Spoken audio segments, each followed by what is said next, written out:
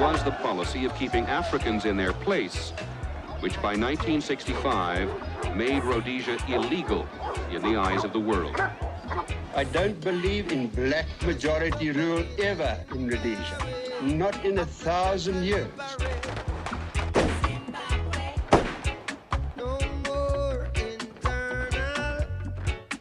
Bob wrote a song called Zimbabwe. Natty Mashitina Zimbabwe.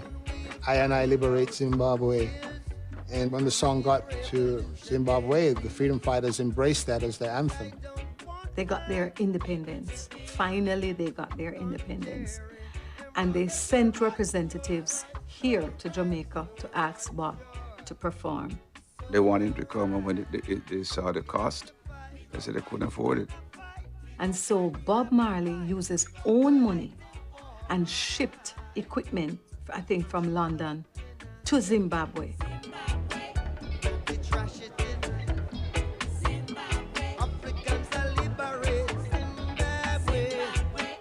You had dignitaries from all over the world.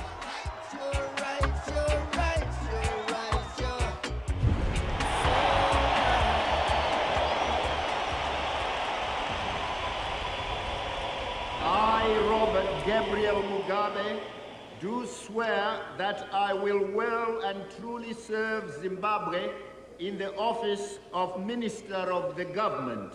So help me God.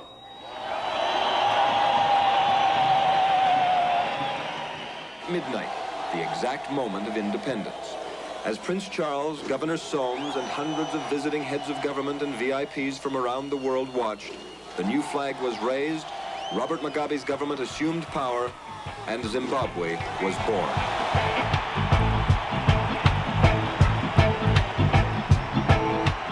Exodus,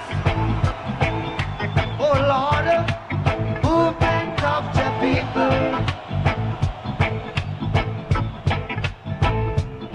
It was the first time anybody in Zimbabwe had heard anything like this.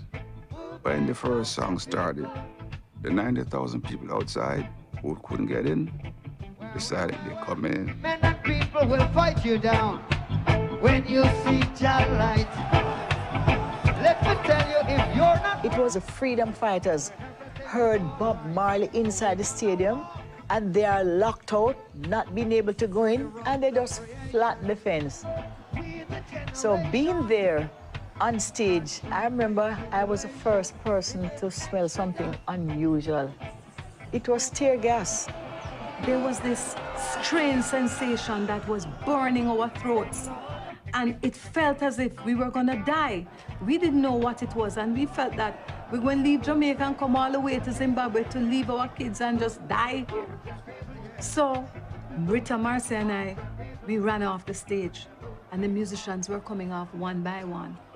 But Bob was still in his element, and I guess he didn't even realize what was happening.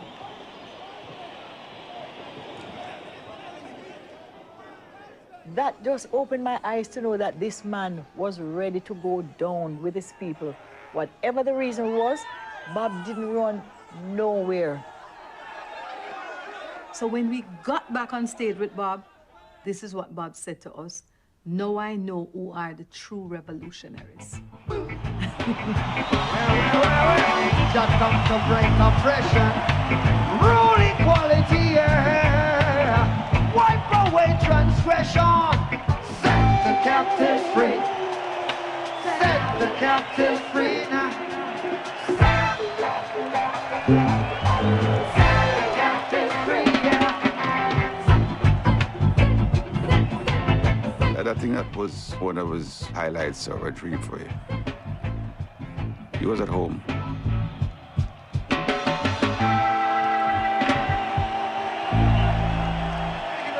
Zimbabwe, freedom!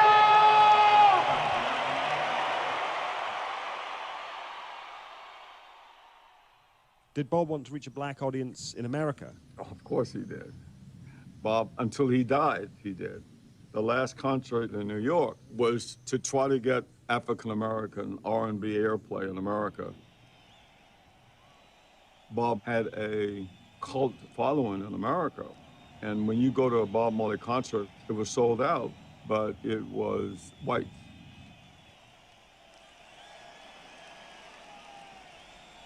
the black people in America responding. It was always a big thing. We always talked about it. We always wondered why. So Frankie Crocker, the #1 jock in the country, said that I got a concert with the Commodores. We'll guarantee you 3 months of airplay if Bob would open for the Commodores. We said, you got to be crazy.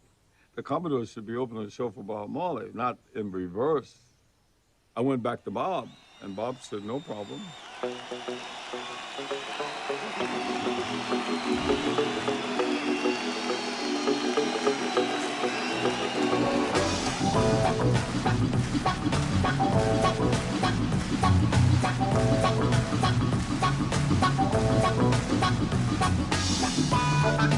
Could you be loved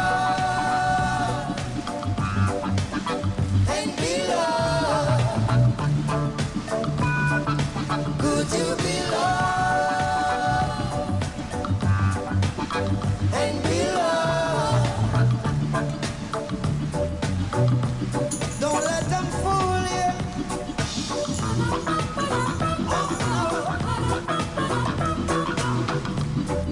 Or even try to school you.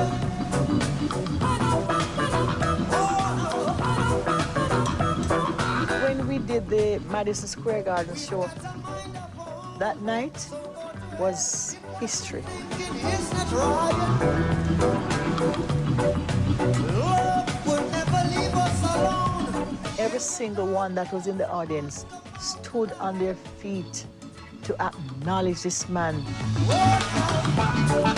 Could you be loved and be loved? Could you be loved and be loved?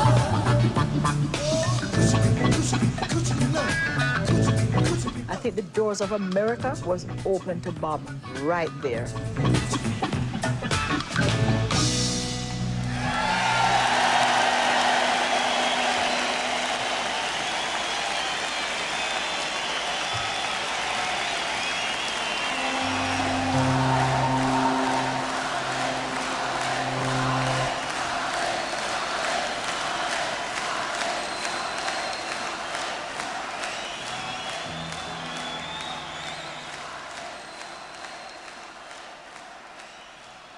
The next day, we were out in Central Park jogging, and we was going up this hill.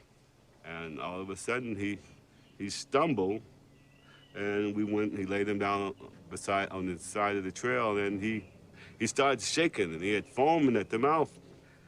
And I looked at him, he looked real strange. And the guys gathered around him, and they said something in patois, and he hollered, Rastafari, and jumped up off the ground. Scared me to death. I mean, he was there shaking and foaming. Next thing I know, he's jumped up. We took him to the hospital next door to my house. The doctor told Alan and me that Bob Marley had cancer and that it had spread.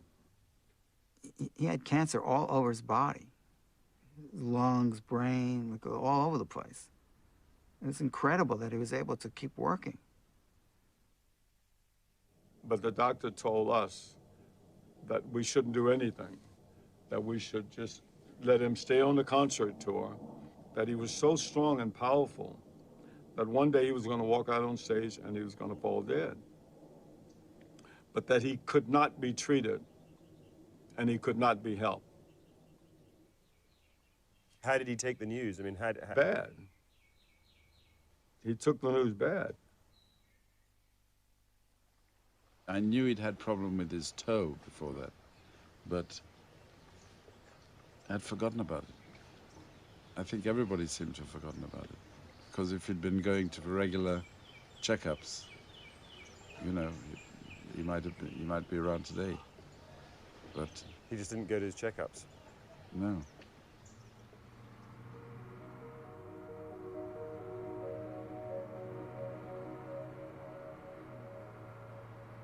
The next stop was Pittsburgh. And we were waiting for Bob to come on the bus, for all of us to drive to Pittsburgh. And we never saw Bob. Finally, he arrived, and he was looking very, very stressed, I remember. And we went to do sound check. And I remember we did the sound check with one song. And we did that song for maybe 2 or 3 hours. I'm hurting inside. It's the longest sound check we have ever had. It just felt like, why? We didn't understand.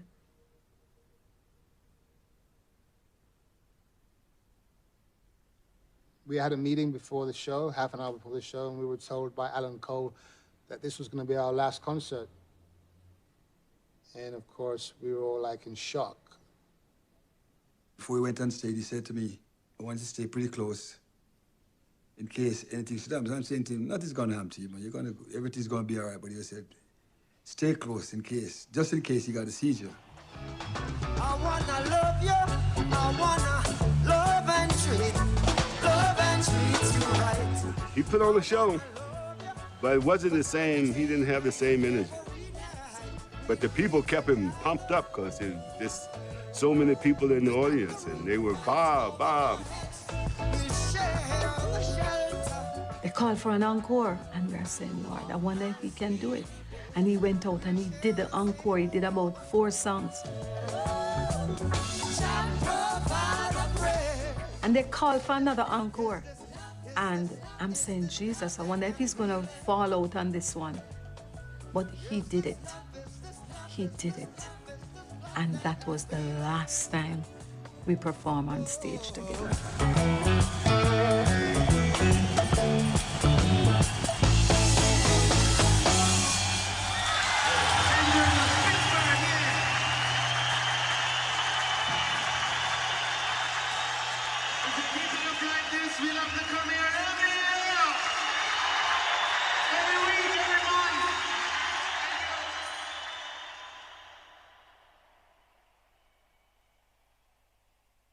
I was with him the whole time in New York when he was being treated at Sloan Kettering. I was with him every day. I was with him when he was getting chemo and his locks fell out. The weight of the locks was just too heavy. The few hairs that were still holding was beginning to be really uncomfortable, and he decided to cut it. That was quite a night. It was myself, Rita, a group of us women. We lit candles and we were reading from the Bible. We were reading the book of Job.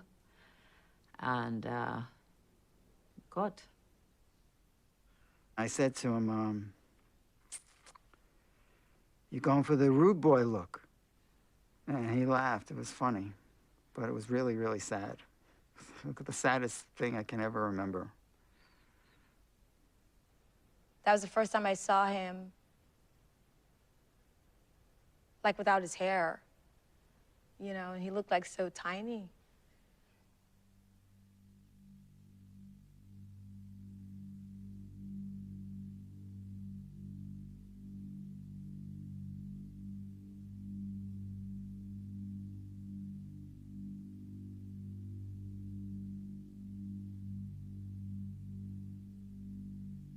So listen, we're gonna fight it, all right? Regardless of what the doctors might say or what they might do, we're gonna fight it. Because Rasta never give up. Left to me, I would have said, Bob, come home to St. Anne and come eat roast fish and